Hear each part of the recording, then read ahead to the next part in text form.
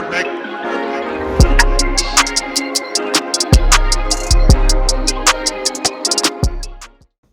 Okay, welcome to the first episode of Flavorz First, and this is the year 2021. We made it. Barely. And I'm here with my first guest. Go ahead and introduce yourself to the people. My name is Gene Stamper. I'm a local author here in Columbus. I have 3 books. I just released my 3rd book, self-published. My first book is about my life in college. I went to Ohio University. I followed my older cousin up there because I didn't really have a lot of friends in high school. So I got to college, I didn't want the same thing. I wanted to have some type of social life, and I knew hanging around him, things would be a little bit better. Yeah. So I kind of followed him there. My younger cousin was there with me, and it's like if you ever seen The Wood, it's like that's cool. It's like The Wood is my favorite movie, so it's kind of like my favorite too. That's my favorite. Like that's my all-time favorite. Oh, so man. it's kind of like my version. And like I honestly watching that movie kind of helped me write this book. It's like a coming of age. Pretty much, that's exactly what it is. Like boyhood to manhood. Like I get to college, I have no idea what's going on, and then a lot of things happen. So, my second book is probably my biggest work, like physically and like just emotionally. I was married at one point. Okay. And I had a really traumatic marriage. The separation was hell. And what I've come to realize is a lot of men really don't talk about their side of breakups. That's very true. You always hear about the woman's side and stuff, which I can understand why women always be like, okay, something had to be done. The man had to do something. Like maybe you didn't hear his side. And that's it's our side. We never do. It's very rarely that we get the male side of things. Exactly. Or guys don't feel like they want to be vulnerable until what they went through. They just want to be like, oh no, go to the regular. It just didn't work out, and go on and. And that's kind of the con of being a man, but like that's kind of like how your emotions build up and they come out in other ways that they can't. Like you know what I'm saying? Like things get bad. Like you end up places you don't want to be. Like because you don't know how to like bring that emotion out of you. It's always suppressed. Right. And my situation, I really didn't have a choice but to I kind of got broken down, and I really didn't have a choice but to kind of build myself back up. So. The book is basically about everything that I went through with this person and all the trauma we had, and basically just like my personal experience with like mental health and dealing with like breakups and emotions and stuff like that. And I think it's a pretty good book. I want men really to I want men to really like get this book because I want them to understand like. It's cool to talk about how you feel. Yeah. I tell my boys that all the time. Like me and my boys, we talk about how we feel all the time because we know what it is. It should be a regular thing. Exactly. It's very healthy. Like you have to have. It's not so much telling your business. It's about getting that out because all you're doing when you have emotions and you go through things. You're only visualizing it or understanding it from your point of view. Definitely. You know what I'm saying? So if you have people that you can confide in and talk to and share ideas or share, stories so that maybe, each one teach one. If I go through something and I can tell you how I handled it and how it worked out for me, you can possibly give me advice on it or you can tell me how your experience was if you've ever gone through it. Something like it shouldn't be such a thing of feeling like, oh no, females talk, females gossip, females, share feelings. No, guys got to do it too. Exactly. It's very healthy. Exactly. That's kind of the point. Like I want us men to be able to be like, you know what, there is a problem with me. Like we got to be able to look at ourselves in the mirror and be like, okay, maybe it wasn't just the person I was with. I'm the cause of some of this too. You got to look at yourself and you got to be like, you know what, I got to change because I don't want this to happen to me again. Exactly. You know what I'm saying? I don't want to feel this way again. And when the next person comes along, I want to be ready. I feel like with that book, it was more like, if you're going to be in pain, you might as well profit from it. True. And at a certain point, like that's for real though, very true. For real though. At a certain point, like at this point, I'm looking at when I read the story now, I'm looking at it from the outside in because I don't have the emotions I had back then. So I'm able to go back now and relearn situations. Different perspective. Exactly. Yep. I'm able to pick it apart now from an outside standpoint. So I'm still learning from the situation to this day. See, yeah, it's dope that you have, that kind of view on it, and that you even take the time to take yourself out of the situation where you are physically out of the situation. Exactly. But you look at it as an outsider. Mm-hmm. You look at it because you understood how it was in the relationship, so, you're just, picking and choosing and learning, you just teach yourself more and more about yourself, and it's not always a bad thing. People think that, analyzing situations and trying to find the right and wrong in a situation is more so about learning and building from wherever you came from or whoever you were with, and taking that and moving forward. Yeah, my thing is you're going to learn something new every single day of your life. Mm-hmm. Every single day of your life, you're going to learn something new. No matter if it's good, if it's bad, if it's a lesson, if it's a blessing, you're going to learn something new. Exactly. You know what I'm saying? Like that whole situation was a lifelong worth of lessons that I'm still going to be able to pull from years later. Mm-hmm. Like I said, even after my kids are grown up and everything like that, and we don't really have to deal with each other as much. We actually have a great co-parenting relationship. That's beautiful. You know what I'm saying? Like we if you read the book, you'll see everything, but like we're past all that now. Yeah, I wanted to ask, was your ex-wife your children's mother? Yes. Okay, that's cool. So how old are you, if you don't mind me asking? I'm 33. I just turned 33 in December. Okay. Did you get married young? I got married. Yeah, I would say young. I would say for me, young, because I've always said I wanted to get married like in my 30s. I got married like mid-20s. Okay. Yeah. Okay. I don't want to give away too much of the book, but I just wanted to give somewhat of a perspective because, that could change, with someone going through, one, being married young, having children with that person, and, going through that, as well as what if you were married young and then you have children outside of the marriage and you still have to work, with that situation and having to deal with that. But definitely, it's, perspective. I mean, when you get married young and it ends badly, like, I think you automatically be like, I don't think I want to do this anymore. Yeah, it's a bit traumatizing. I would imagine. I mean, I've said that plenty of times, especially in the beginning. I don't feel that way anymore because it's just like I still have this feeling that I still want that. I want that fairy tale ending. It just may not be with that person. Yeah. But at the end, at the same time, I'm happy I learned what I learned from that person. So now I can take that with me instead of the baggage. Yeah. You know what I'm saying? True. Keep the baggage and take the lessons with me to the next relationship so I can be better for that person. And that also helps the healing process as exactly. Because you're not sitting there harping on what this person did to you, what this person, hurt you and you went through with this person. No, you learned. And it's also good that you learned with somebody that at one point you were in love with and you felt like you were marrying that person. So you were ready to settle down and be with that person. So it's good that you had those kind of experiences with somebody that, you value and you hold dear to you like that. That's how I feel. Like that's how I feel after my last breakup. I'm glad that I went through that with that person. Mm-hmm. Just, it doesn't matter how things are right now. I'm just glad that I learned from that person from, other than other people I could have learned from, it's a bit different because things, can go left or go right. It's just true indeed. How it works out. I can say the same thing. I've learned some lessons from people that I'm glad I've learned from them earlier in the game of us being together. Because if it had happened later on, it probably would have been different. Right, and then that tarnishes you as a person. Exactly. And everything that comes after that. Exactly.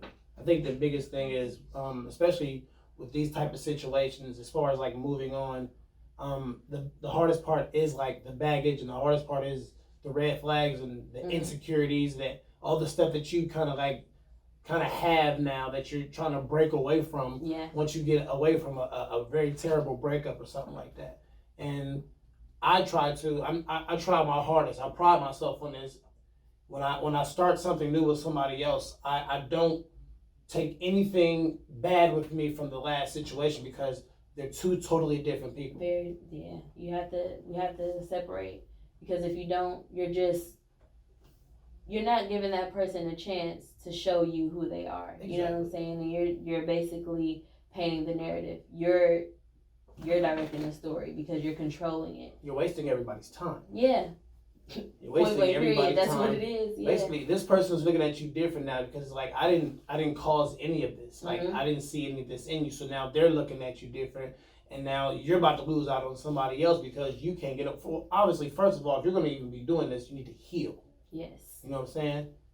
Steps of the process. For me, you have to heal yourself. Exactly. For me, that book, that's how thick it is. Mm-hmm. That was my healing process. So this is the one for our YouTube viewers, if you can see it. This is the one you guys need to get. It is titled "It's Funny Until It's You." Yes. And that's true. That's really true. We listen to a lot. We listen to a lot of stories. We listen to a lot of people go through a lot of things, and we give our opinion and we say how we would have been and how we would have dealt with the situation. But once you get your feet in those shoes, you don't know. You do not know. I'm so glad you said that. How it's gonna work out. I'm so glad you said that because I have a few homeboys like that. Mm-hmm. And when I was going through my situation and I was on the phone with them, they're like, "Bro, why don't you just leave? Why don't you just do that?" I'm like, Mm-hmm. "It's not that simple." He's like, "I wouldn't deal with that." I'm like, "You haven't been here yet." Right. But a few years later, things changed, and he called me like, "Man, listen, Yeah. man, my bad, bro." I'm like, "I told you." Mm-hmm. It's a little different. It's different when your feet is in that fire. Yeah. It's a little bit different. Like Seriously. it's easy to say what you gonna do or something like that. That's like saying, "Oh, if somebody roll up in here, I'm gonna whoop their ass." Right, You don't like, know what you're gonna You do don't if know. somebody You have to analyze the actually situation. like right. Yeah. When shit get real, then that's what it is. But like, Mm-hmm. come on, man. So I that's why I named it that because like I've been in that situation. I've even been in that situation where I've seen people be married. I've had homeboys that got married younger than I was. You know, I'm just like, why would you do that? And I'm just like, you crazy. And then like, you know what I'm saying? And then my situation happened. I'm just like, I get it. Yep. I get it now. Yeah, it's been a lot of times where I'm sitting there looking at people and like, I don't see how she did that, or you know the famous line, couldn't be me. Couldn't be me. Yep. You don't know. You better than me. You don't know. You don't know. Like you do not know how you would handle a situation until you are in it, and sometimes it takes you to be knee deep into that situation to understand the depths of how serious and how impactful it can be on your life and everything that you do from that point forward. The greatest experience is experience yourself. Mm-hmm. It's the greatest teacher. Yeah. You can listen all day. Somebody can tell you something all day, but once you experience it, it's a little bit different. Yeah. That's why I always said wisdom is more important than knowledge, because like knowledge is like you know something, but wisdom is to experience it to the point where you know enough to tell somebody exactly what goes on from a first person standpoint. Mm-hmm. I feel like what knowledge is, you I guess something you can Google. Yeah, that's something you can read out of a book and it's just the same for everybody. Exactly. Like, and once you get older, you start to understand that knowledge is cool, but wisdom is what really gets you through life. It drives you. And that's why you listen to your parents and others, because they're dropping jewels. Like, this is knowledge, this is really wisdom. Mm-hmm. And that's why I think that's why parents get into saying like, I went through this, so I don't want you to have to. Mm-hmm. But they also have to understand you're not going to understand. Like, I can't just take your word for it. I have to see how it's going to be if I'm in that situation. Not saying that you go looking for something or you go trying to put yourself in that situation, but if it comes about, you have the wisdom that, you know, your parents gave you or whatever, and you also have your own knowledge of yourself and how you would handle a situation, and then you grow with the situation and you move forward. I would say I'm lucky because I have a mom. My mom stays 5 minutes from me. That's dope. So I'm always on the phone with her. I'm probably gonna go see her tomorrow anyway, 'cause we need to talk. But so the basis of my wisdom comes from her, and also my dad who stays in Texas. Mm-hmm. I talk to them basically. Like my dad, I talk to my dad daily.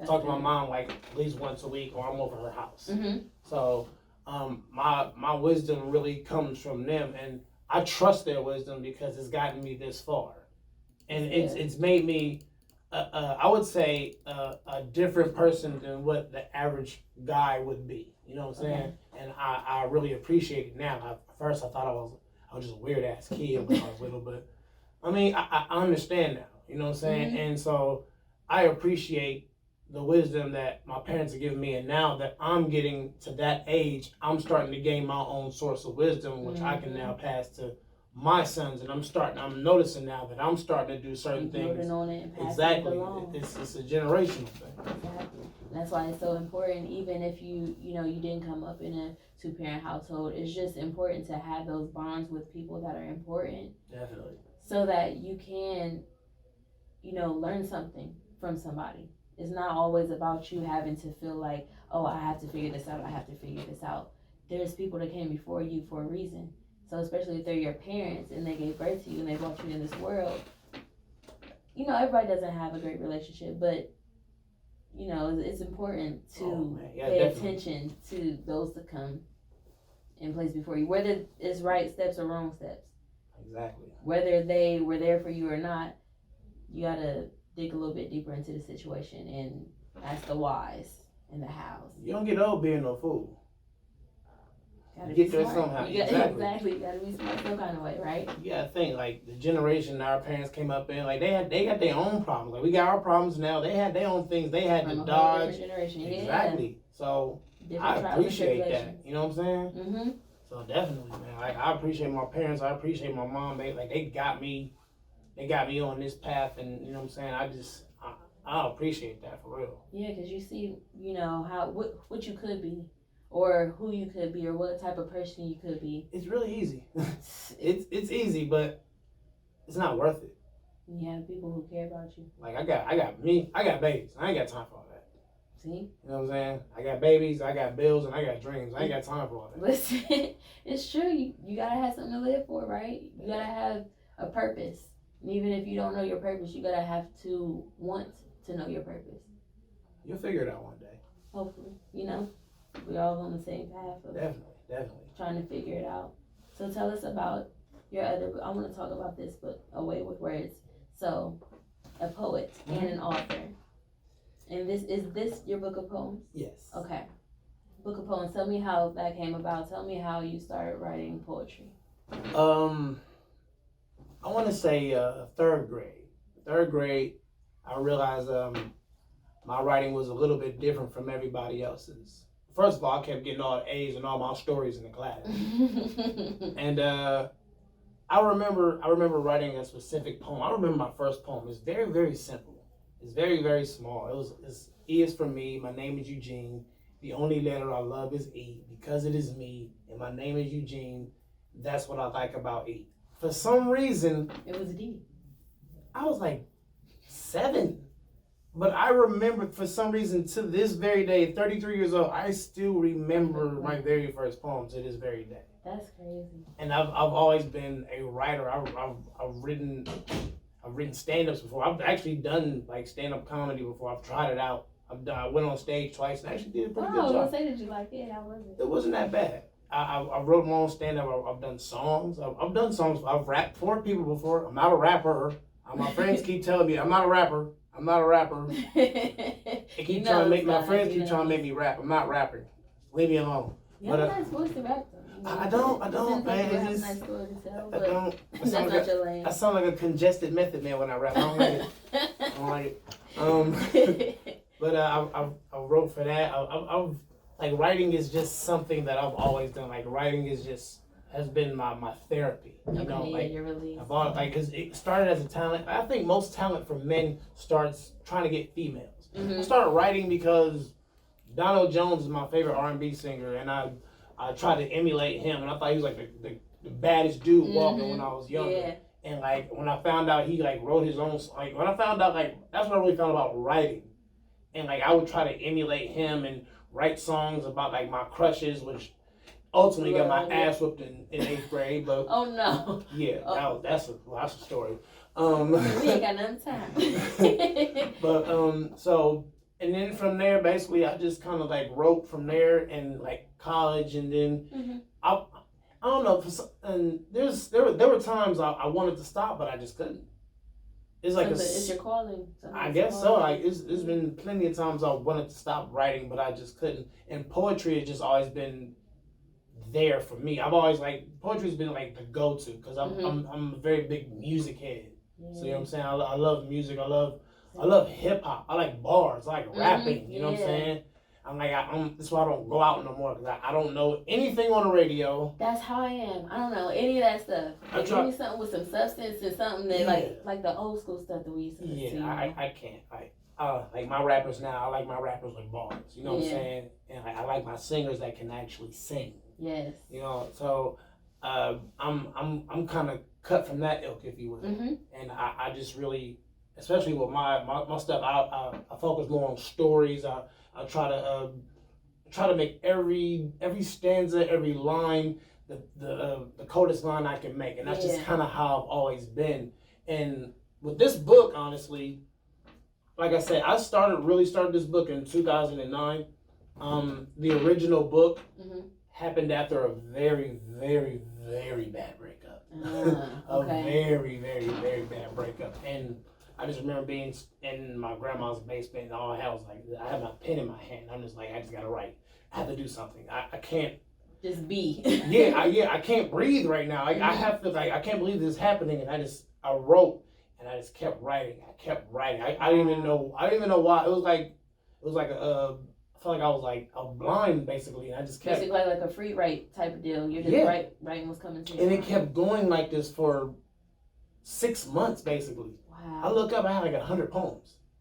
That's beautiful in a way, like you were drawn to that, and that's your release. Like, that's how you got it out, and it was therapeutic for you, and it took you somewhere outside of your emotions of feeling. Yeah, I have the Mary J. Blige curse, what I call it. That's a good curse. I should be fired when I'm hurt. I'm like, damn it. It's just a good, I be hurt like, man, I'm about to kill the game right now, boy. But I'm going through it. She pissed me off, boy. I'm about to drop heat. Something good coming. Exactly. Coming. But don't be out here trying to break people's hearts just to get some good stuff. No, that's not me. I don't, honestly, at the end of the day, I want to be happy. You know what I'm saying? Like, I don't want to put my work over my happiness. I want to be happy and have my work within my happiness. You know what I'm saying? A beautiful thing. I would rather the person. Yeah, I want the person to be amused. You know what I'm saying? In a good way. Yeah. But I've written about every topic I could think about.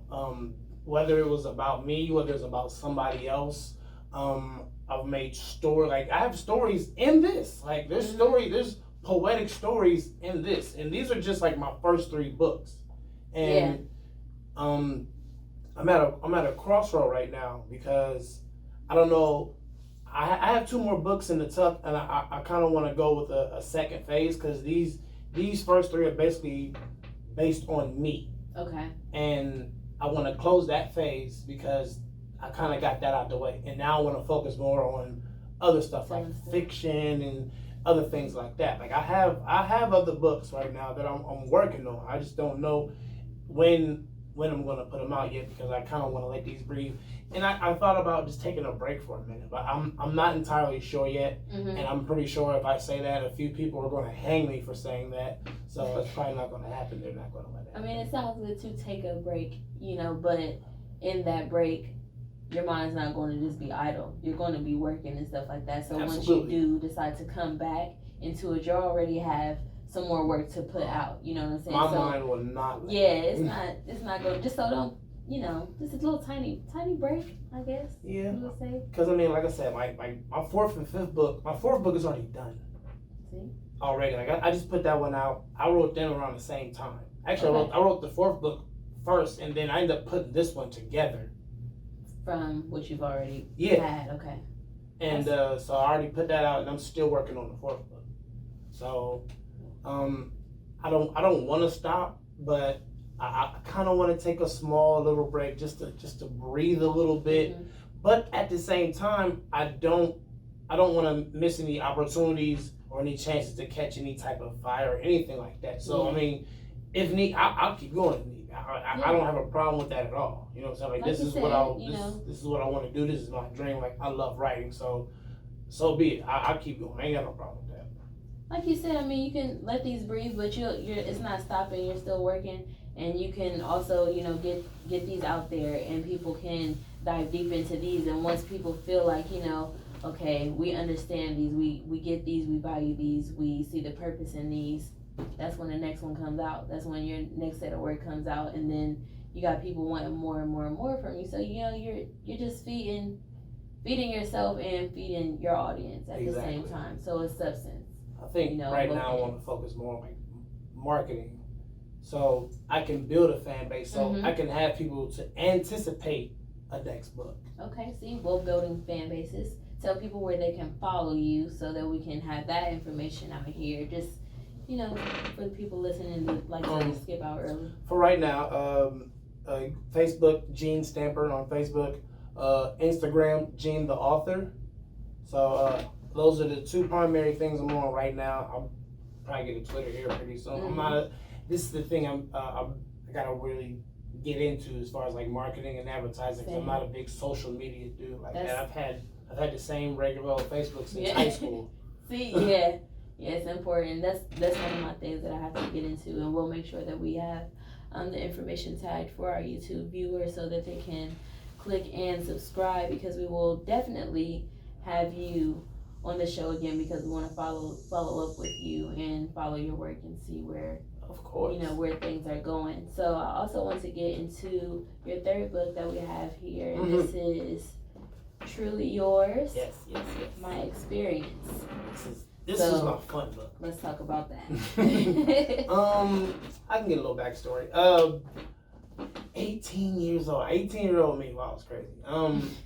I was a nerd in high school. I didn't have all the cool clothes. I wish I had these in high school.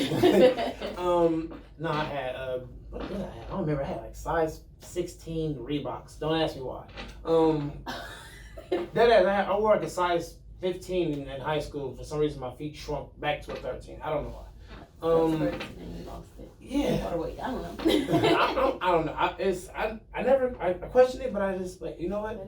The shoes are back in my size now. I ain't gotta get them made. But my cousin James, he hit me up. He was like, you know what?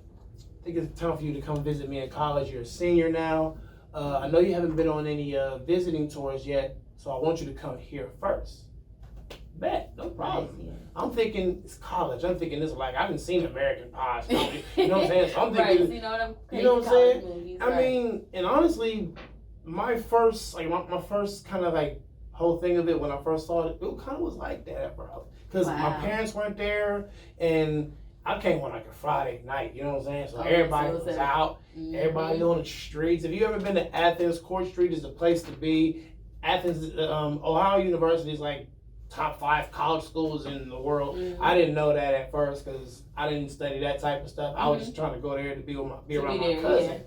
You know what I'm saying? It's college, and I was always like, okay, cool. But when I got there, it was crazy. Party school. Exactly. And I didn't, basically, I just got thrown into a whole different world. And I dove in head first. I didn't know what I was doing. Like I'm 18, 19 years old. Right. You make a lot of mistakes. First time you know what I'm coming saying? away from home. Exactly. You know, like my mom's not there to tell me what to do. I gotta focus on myself now. They didn't gave us free computers. LimeWire was hot. Man. I had so much music on my LimeWire and other stuff, I ain't gonna say, that my computer was mad slow. And I had to go to the library to do my job. Man. But my college life was crazy. And I still have lifelong friends from there. And I didn't graduate, but I think I learned what I needed to learn from there. Like I don't need a degree. I didn't. And this sounds cliche to say, but I learned what I needed to learn from there, and I really appreciate the experience. That's exactly how I consider my experience. Like I didn't graduate. I was there for pretty much only have like three semesters left. Okay. But the experience that I gained there, like a lot of my learning, like adulthood learning. Where'd you go? I went to Wright State and to UC. Okay. Yeah, so a lot of lifelong friends that I'll have from school, and it's just experience. Like you said, you learn from experience. I used to come to art campus all the time. Yeah. I used to come to art. Y'all used to be at art spot all the time. Party school. Oh, you know. Yeah, oh, you know. your Halloween. Oh, you see, you know then. Yeah. Yeah, you go down Halloween. Some stuff you don't remember, but some stuff you know. Exactly. Yeah, exactly. For sure. But it's a good little chunk of my life too, so I enjoyed college for sure. So I can imagine What kind of stories? Like I said, Do we get those kind of stories? Yes. Okay. You get good stories. You get real stories because I've had serious moments. Like at one point in college, I was homeless. And I was like sleeping in the library, or I was sleeping at my job, or I was sleeping on my cousin's floor. It was one point that I wasn't registered, but I was just so ashamed and embarrassed to go home that I didn't want to leave. So I kind of got a job, and I was like, I try to stay there and find ways to like pay off whatever I needed to pay off. So you can get back in. You know, exactly. You know, so just there's serious like moments and sad moments in there too, but it's a good full circle story. That's deep, because we do go through a lot in just being in college, and the pressure of being in college when you're leaving from home and going, and especially if you're going with people that you know are your family, or people that you know or your family knows. It's like y'all kind of got an expectation to hold. Exactly, that's how my family is. Yeah, and once that expectation isn't reached, it's like, okay, so what are you doing? Exactly. You either there fooling around, or you're gonna be here and you get it together. And you know we don't want to just go home empty-handed. It's like, but I was free in college, but I wasn't handling business. But I could get it together, and that's pretty much what kicked me into gear. Like, okay, I gotta get this together, or I gotta, shit, or get off the pot. That's exactly what happened to me. Yeah, so that's exactly what happened to me. And my family, especially my mother's side, is there's doctors and lawyers and stuff like that. Okay. My grandfather, especially my grandfather's my hero, but he basically taught me how to read like at the age of 3. Like I was in kindergarten with the 5th grade reading. Like it was like that. You know what I'm saying? I kind of got like that from him, and he always wanted me to finish college and go to college. That was his thing. Like I feel like if I saw him the day he passed, he'd been like, go to college. Go finish. Like, don't forget. Exactly. The last conversation I had on the phone with him, I remember, and I told him he was about to be a great, because he's my great grandfather. So he's about to be a great grandfather, because I had my daughter coming.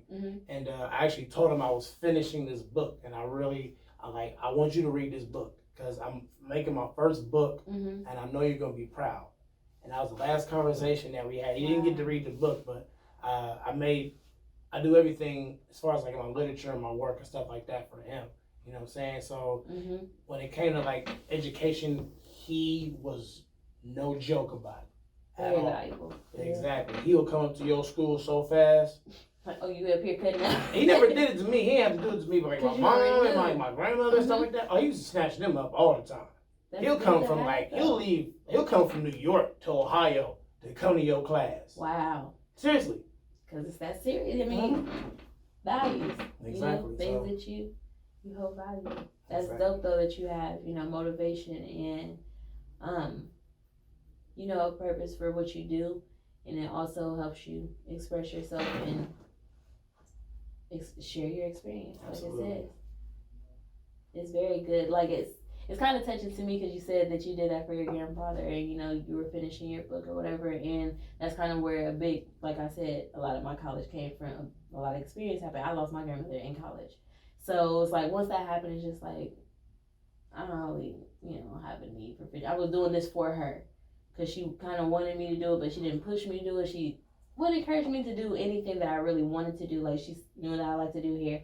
Go ahead and go to hair school. Oh, you like to write? Go ahead and write. You like to draw? Go ahead and draw. You want to be a tattoo artist? Go ahead and do it. You want to be a trapezist or whatever, trapeze artist? Do it. Like whatever I wanted to do, she supported. So once it was time for, me to go off to school, I felt like I wanted to do that, but I was also pressured into it. So it's just like having somebody to motivate you to do something that you already love is a beautiful thing, in my opinion. Absolutely. Yeah. He motivates me to this day though. So I have a thing now where every time I go to his grave, I bring something that I've done. I bring an accomplishment with me. I brought my kids the first time. The second time I brought my first 2 books. The last time I went, I brought my last book. Like it's kind of a tradition I'm building for myself to like show him that like I'm still working on this. You know what I'm saying? Like his grandson, which is like my cousin, he's in the Air Force. His other grandson, my other cousin, he's like a concert pianist. He works for the freaking Tamron Hall show. Wow. Yeah. Wow. So I gotta go hard because I got them cats Mm-hmm. Those like my brothers. Y'all all making them proud. Exactly. With everything that y'all doing, you know, all the different avenues, and you know that also shows the people coming under you, the family coming under you. We can do whatever. We just have to, you know, be serious about it and, you know, put our all into it. Exactly. Care about what you do. Exactly. Plus, like, as a father, my kids are watching me. Mm-hmm. How many kids do you have? I have three. Three kids. Two boys and a girl. Now, the crazy thing about the third book, let me see. Obviously, they're on the front. Yes. But if you go into the page right here. Oh, yeah, I read the forward. That picture right there, my daughter drew. I knew it. So. It's so cute, y'all. She's credited in the book as an illustrator. The illustrator, yes. Yes. So she's an she's an accredited illustrator at the age of 7 years old. That's beautiful. See, and that's a big accomplishment right there. Exactly. See, Daddy put y'all in the book. Exactly. Let y'all know how important they loved it. When they saw the cover, I was like, oh, you have to wait. Y'all can't read the book. Okay. You can listen to it. You can look at it, but you can't. Right here. Yeah. Look at it. Look at the picture. You can't read it though. They were so happy. Like, you put this on the book. Like, that's so cool. On there for life. That's beautiful. Yeah. And the second one actually is my mother, my sister, my best friend. Oh, see. Mm-hmm. You think you're gonna keep this going? Like you're gonna use real photos? I mean, this is beautiful though. I'm not entirely sure because once I go into like a different thing, I'm not sure what I want to do just yet. Mm-hmm. I want to change it. Yeah, I want to change things up because I'll look a little bit. But the fourth story is actually it's a love story, but it's kind of the way I'm telling it, everything rhymes. Like the dialogue, the story, like everything I'm saying rhymes. Like everything they're saying, it all rhymes. It's kind of like Carmen. I didn't want to like make it sound corny, but like you get what I'm saying. If you really okay, Carmen was. I love that shit. Okay, because it's like hip hop. Yeah. Or like it's telling a story. It's giving you the beautiful, you know, musical aspect of it, but it's also giving you the depth of the story. It is. A love story. It is. You know, so if you're doing that, like it's like that, and I'm telling the story in both the characters' point of view, from the woman's point of view and the man's point of view. From the time the man is at home with his boy and he goes out to the club and he meets the girl, and then you turn the page and then it's the girl's turn. She's at home with her shit. Exactly. It's exactly like that. So that's dope. That's what I'm working on right now. Yes. Oh, definitely keep me up to date. I am looking forward to all the work that you have coming, and I definitely appreciate you for coming and spending some time and talking to me. You know. Thank you. Yes, no problem. I want to have you back on here because I want to, you know, follow up on your work, like I said, and figure out. Yeah, we got it. We got it. We got a network, and we're going to get that marketing up. Both of us are going to get our marketing together. So, again, let everybody know where they can follow you again. On Facebook, Gene Stamper, and on Instagram, Gene the Author. Awesome. And everybody, you know, you can follow us at Flavorz First Pod on Instagram, and I'll have everything tagged below. Make sure you follow us on Facebook, Flavorz First Podcast. And I will drop links for this interview here, as well as exclusive clips that we will also be running after this. We'll be having that on my Patreon page. So all the information you need will be down below for our YouTube viewers. And if you are listening to this on Spotify, we will have you updated in the information clips. I appreciate you for coming out, and we'll get some more clips for us coming up soon. Of course. Thank you. All right. Perfect.